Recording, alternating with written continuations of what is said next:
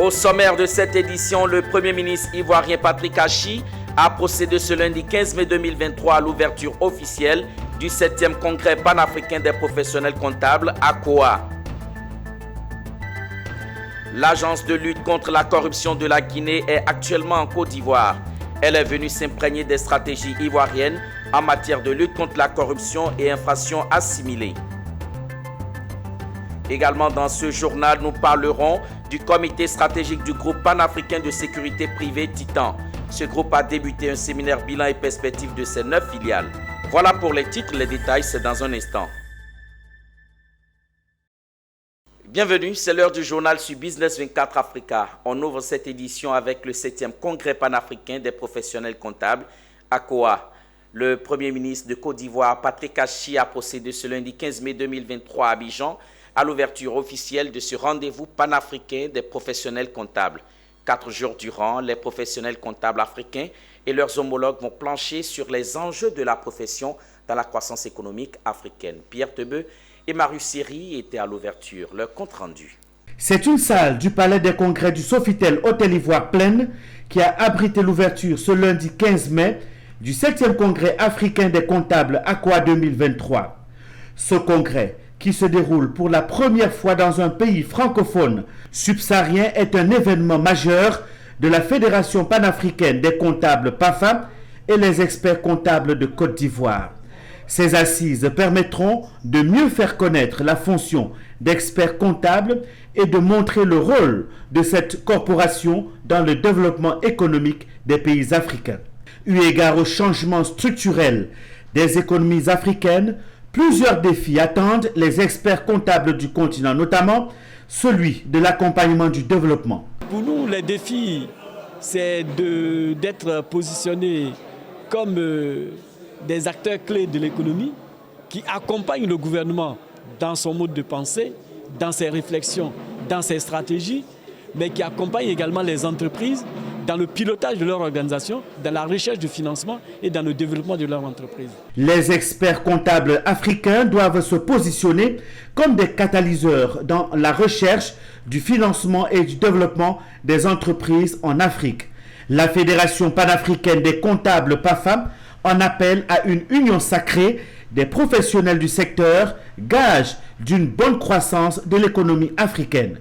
Le thème du congrès « Transformation structurelle et croissance des économies africaines » résonne avec la vision de la PAFA de créer une valeur durable pour les citoyens africains.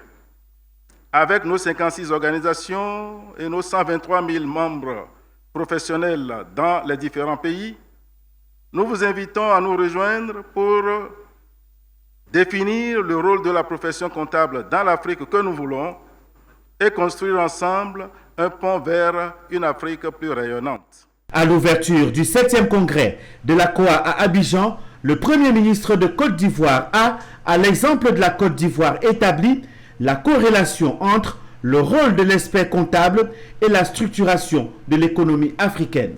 Les experts comptables ont évidemment un rôle fondamental à jouer, mais vont devoir, plus encore dans les années à venir, se poser comme les vigies et les guides d'une Afrique qui entreprend, qui se développe et qui gagne.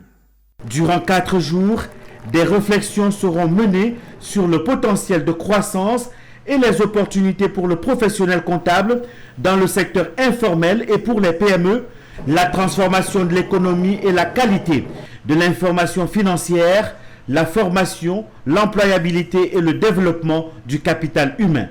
Les stands des entreprises partenaires sont également l'attraction de cette 7e édition du Congrès africain des comptables ACOA à Abidjan, qui referme ses portes le jeudi 18 mai prochain.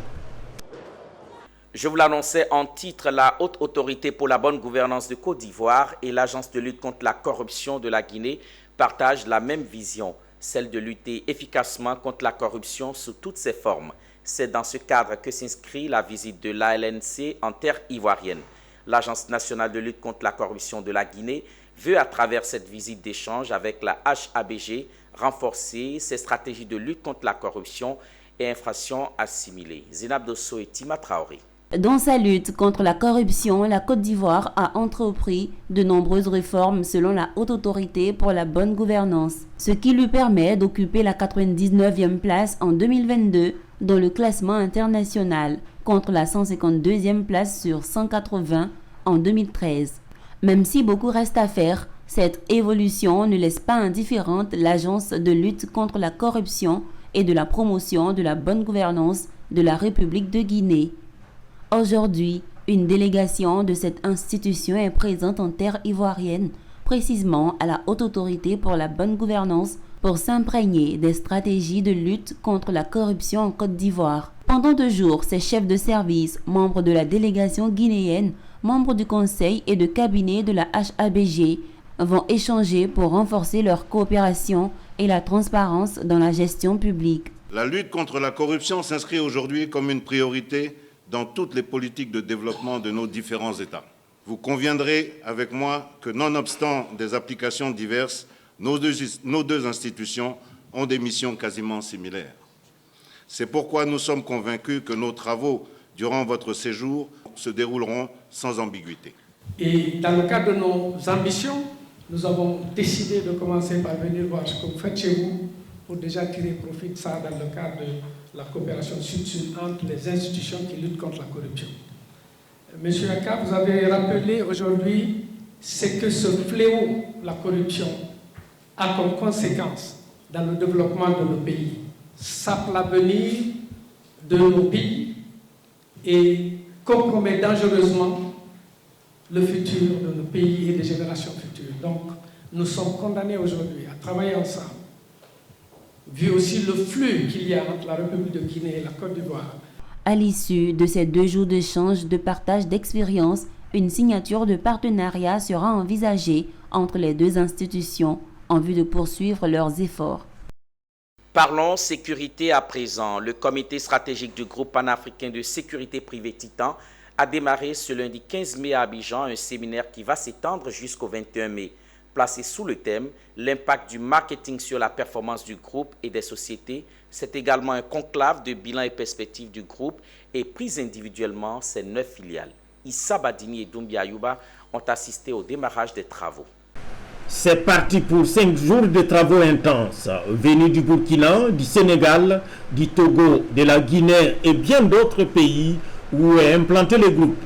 Tous des responsables des filiales autour du président directeur général pour parler de la vie de l'entreprise. Chaque année, nous organisons notre séminaire pour justement faire un peu le bilan de nos activités durant l'année écoulée.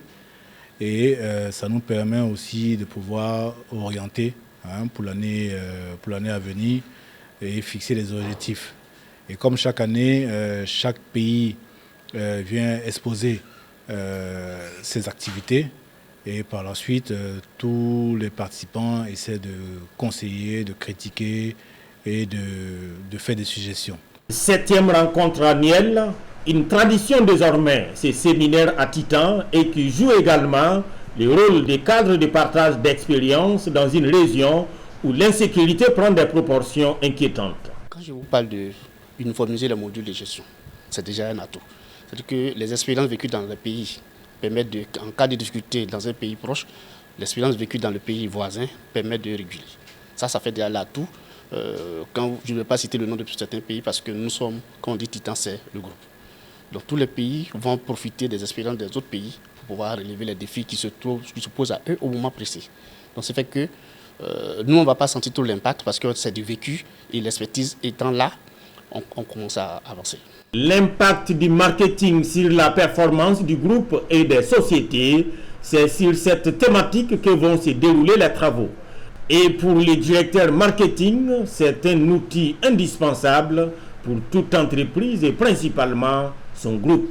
Nous sommes dans une activité commerciale déjà et toute entreprise commerciale se doit d'avoir cette machine, cette entité marketing et commerciale, non seulement pour son image, mais aussi pour donner les outils qu'il faut afin que chaque filiale, comme nous sommes un groupe, afin que chaque filiale ait les armes.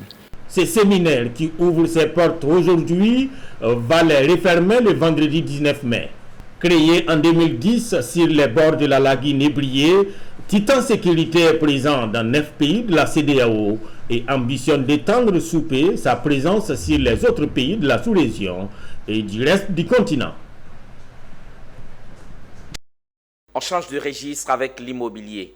Le village Akandje, situé à quelques encablures d'Abidjan, bénéficiera très bientôt de résidences économiques et de haut standing. La pose de la première pierre de ce projet d'envergure s'est déroulée le week-end dernier. À l'initiative du groupe Glory Impact, ce projet immobilier va contribuer au développement de la localité d'Akandje. Le village d'Akandje, situé dans la périphérie de la capitale économique Abidjan, a accueilli la cérémonie de la pose de la première pierre du projet Erlion Laguna Hills. Ce projet, porté par la société Glory Impact Group, a pour objectif la construction de plusieurs bâtiments d'habitation de haut standing pour répondre aux besoins de la communauté. Un projet déjà qui respecte des normes écologiques, qui respecte des normes de carbone et tout. C'est un projet assez luxueux, mais qui sera à la portée de toutes les bourses, permettre à tous ces cadres-là qui rêvent d'un logement spacieux, luxueux, qui correspond aux normes régies par le code de la construction, de pouvoir vivre dans un cadre vraiment agréable, bienséant, en privilégiant l'aspect sécuritaire.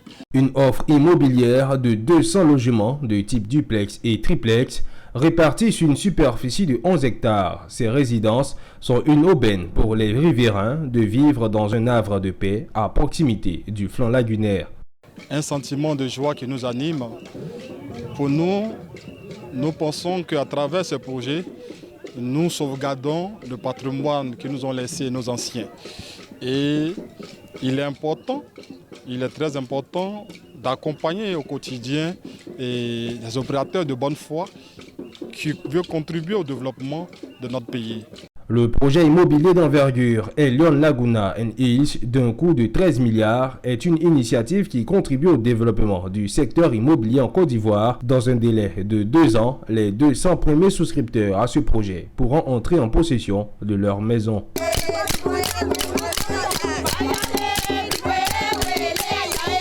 Page infrastructure scolaire dans cette édition. Un projet de construction d'un collège privé à Ofumpo est en cours. Cette localité située au sud de la Côte d'Ivoire, dans le département d'Agboville, bénéficiera de salles de classe à l'effet de rapprocher l'éducation scolaire des jeunes. L'initiative est à l'actif de Côte d'Ivoire Propriété qui entend donner une bouffée d'oxygène aux parents d'élèves. Ange Assimian et Marie Siri. Plus que quelques mois pour connaître la joie d'aller en cours sans parcourir des kilomètres, la population d'Ofumpo a été la cible d'un projet de construction d'établissements scolaires par la société Côte d'Ivoire Copropriété. Il pourra accueillir un grand nombre d'élèves du primaire et du secondaire, offrant des perspectives intéressantes de développement éducatif. Nous rapprochons les établissements secondaires de nos parents. Nous avons senti ce besoin-là, besoin de construire le collège, comme je le disais, pour canaliser, pour englober, pour maintenir les élèves auprès de leurs parents. Il sera construit 2 bâtiments, dont un de 3 classes et l'autre de 4 classes, une administration, 2 laboratoires et des aires de jeu. Tout ceci pour répondre aux besoins de la population locale qui, jusqu'à présent, manquait d'infrastructures éducatives supplémentaires. Un collège privé nommé Mia Kofi Séraphin, dit comme tout le monde le sait, MKS. Il y a des écoles voisines ici qui sont un peu éloignées. Il y a l'autre école même qui est à 2 km du village.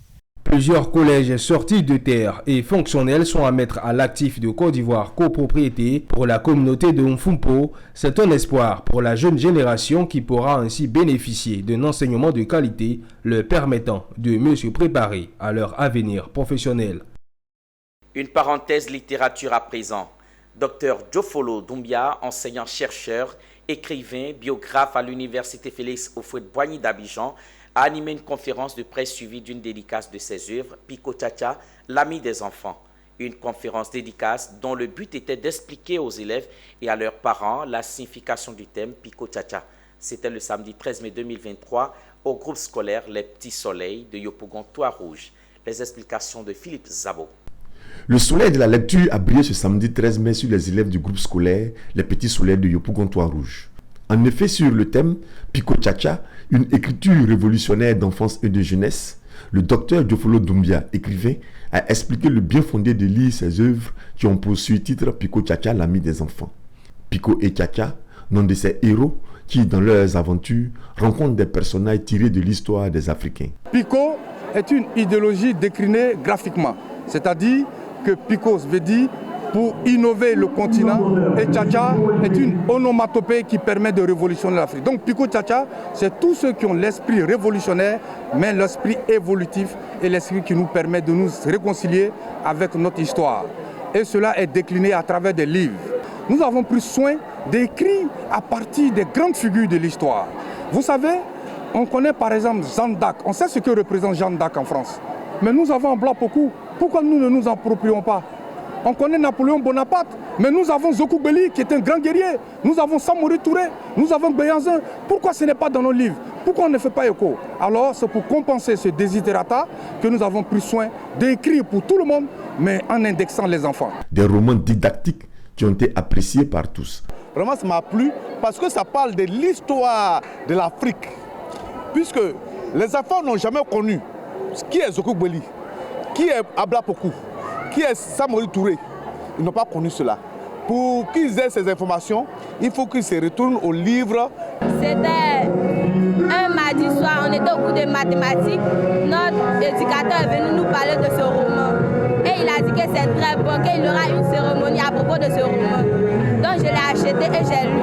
Et j'ai trouvé ça intéressant. Après la conférence de presse, le docteur Diofolo Doumbia a procédé à la dédicace de ses romans. Il est à la recherche de sponsors pour sortir Pico Tchatcha sous forme de dessin animé en 2024.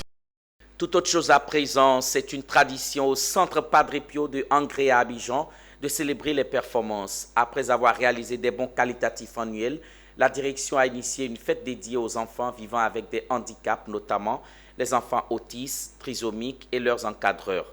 À travers cette fête marquée par des jeux et animations diverses, il s'agit de montrer à la face du monde que ces enfants peuvent retrouver leur autonomie et leur plein épanouissement après des rééducations. Le commentaire de Zénab Dosso.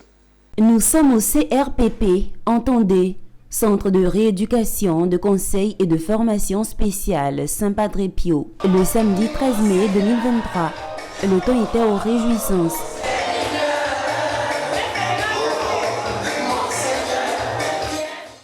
La direction, pour féliciter les encadreuses pour leurs performances réalisées, mais aussi les enfants en situation de handicap, initie chaque année une célébration. C'est une fête dont la majeure partie a été meublée de jeux et d'animations diverses.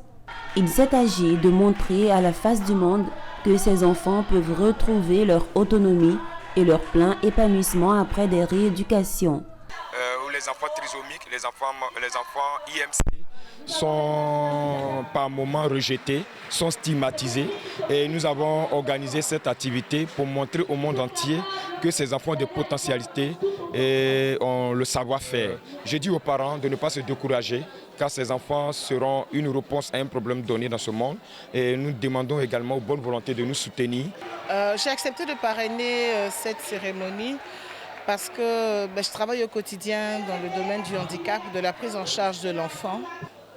J'ai des patients au centre, à l'Institut, qui sont pris en charge à Padre Pio. Et vous voyez, quand vous voyez des enfants hors contexte, vous pouvez voir autre chose. Et j'apprécie beaucoup d'être là parce qu'on voit d'autres compétences chez les enfants. Le CRPP, Centre de rééducation, de conseil et de formation spéciale Saint-Padre Pio, est créé en 2015 et travaille en collaboration avec les psychologues, les orthophonistes, des prêtres, des éducateurs spécialisés et des médecins. Ce cadre encadre actuellement 30 pensionnaires et possède une vingtaine d'AVS, encore appelées assistantes de vie scolaire.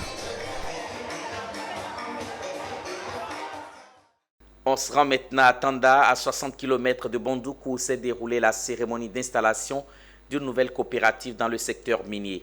Il s'agit de la coopérative Kanwori, dont la mission est de lutter contre l'orpaillage clandestin. La cérémonie s'est déroulée en présence des autorités locales. Anissé Kouadio. Mairie de Tonda, cérémonie d'installation de la nouvelle coopérative du secteur minier. Traoré Mohamed est le tout premier président de la coopérative Kanwori, en Klongo, qui signifie « Soyons ensemble, l'union fait la force », qui va se charger de lutter contre l'exploitation illégale dans le secteur minier. Il a été installé par les autorités officiellement et il a reçu les documents nécessaires pour l'aider à réussir sa mission. Ma vision, c'est d'aider la population, les paysans, accompagner les parents et les sensibiliser non au orpaillage clandestin. L'exploitation illégale dans le secteur minier fait énormément de dommages dans les différents villages. Une brigade de réfraction au code minier va aider le tout nouveau président dans l'exercice de ses fonctions. Nous exhortons nos parents de Tanda à saisir la balle au bon, à mener toutes les démarches qu'il faut pour avoir les documents avant de faire une quelconque activité d'orpaillage. Les autorités de la ville de Tonda accompagnent la mise en place de cette coopérative qui viendra assainir le milieu et donner une chance aux parents de s'épanouir convenablement. De cette coopérative, nous y attendons beaucoup.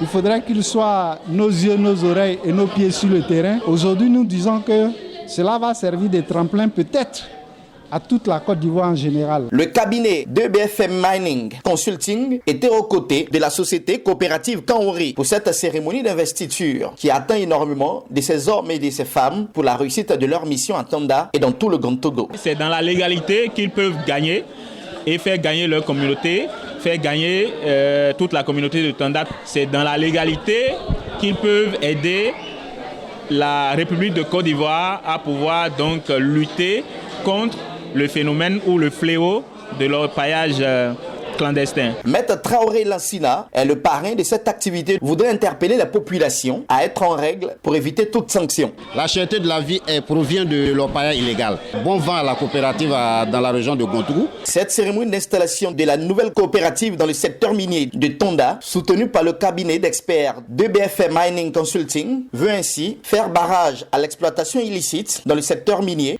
Direction Yamoussoukro, le ministre du Commerce, de l'Industrie et de la Promotion des PME, Souleymane Diarra-Souba, a présenté 4 projets de loi devant la Commission des affaires économiques et financières du Sénat. Après les explications et les échanges, ces 4 projets de loi ont été adoptés à l'unanimité par la Commission.